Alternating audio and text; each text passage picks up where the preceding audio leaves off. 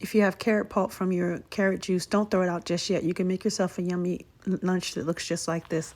To my carrot pulp, I added a little garlic chili sauce, and then I made my own mayonnaise, but you could use store-bought mayonnaise. I used a quarter cup of soaked cashews, a quarter cup of plant milk, a squeeze of lemon, and 1 garlic clove to make my cashew mayonnaise. But again, you could use your own out of the store-bought.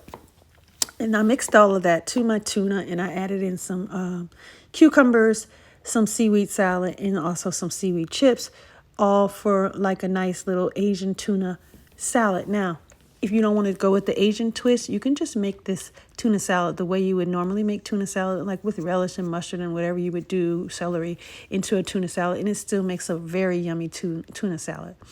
But this is what I did, an Asian carrot tuna salad.